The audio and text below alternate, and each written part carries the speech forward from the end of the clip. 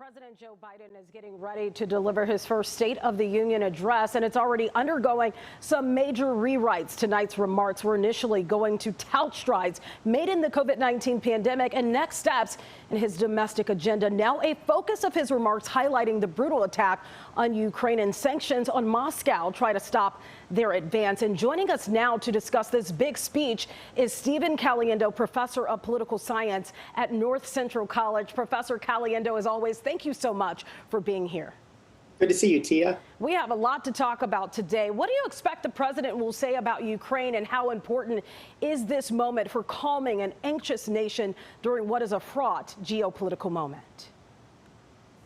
You're right that a couple of weeks ago, this probably wasn't going to be a centerpiece of what he hoped to discuss. He was going to talk about COVID. He's going to talk about the economy, jobs creation, et cetera, his agenda, parts of his agenda that he got passed and parts that he has yet to get past, campaign promises yet fulfilled. But he is going to have to spend considerable time talking about Russian aggression in Ukraine and what the role of NATO and a world allegiance will do. This is not a similar type of a war speech where we're thinking about sending U.S. troops, but nonetheless, as a commander-in-chief of the armed forces in the United States, he is part of a global coalition to help stop Russian aggression. He's going to have to speak about that. Professor, you know, one thing that the president can't avoid is definitely talking about the economy right now. Many Americans very pessimistic about it all. How do you think the president will address that tonight? I think we'll get a healthy dose of spin, Tia, as we would expect. There's lots of positive indicators about the economy in terms of jobs creation, unemployment rate, et cetera. But there's also lots of ominous signs as well, including, of course, I think foremost among Americans' minds is inflation that we haven't seen at this level for some time.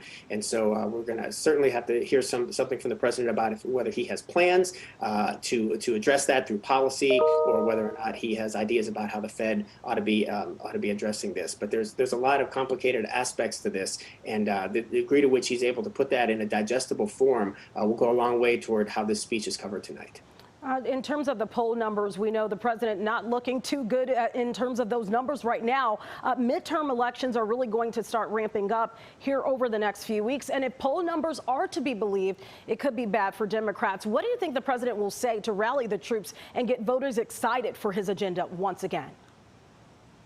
His poll numbers are terrible. They're among the worst of a president heading into a State of the Union address, and that's got to be on his mind. We also know historically, of course, Tia, that presidents' parties typically lose seats in Congress during midterm elections. That's especially true during a president's first term in office. And so we can expect that based on historical patterns. So Joe Biden's got to make the case for Democrats, got to make the case for democratic policies, got to make the case for what the country was like when the Republicans were in charge, and how he sees that as problematic and doesn't want to go back to that. And also campaign promises that he made and was elected on that he knows will have an almost impossible time getting through. He has a hard enough time getting them through with the Democrats in slim control of the Senate and in slim control of the House. And so if he loses that, any chances of him capitalizing on those promises that the American people selected for him a year ago are not going to, they won't bear fruit. Well, I'll be tuning in tonight to that State of the Union address. Professor Caliendo,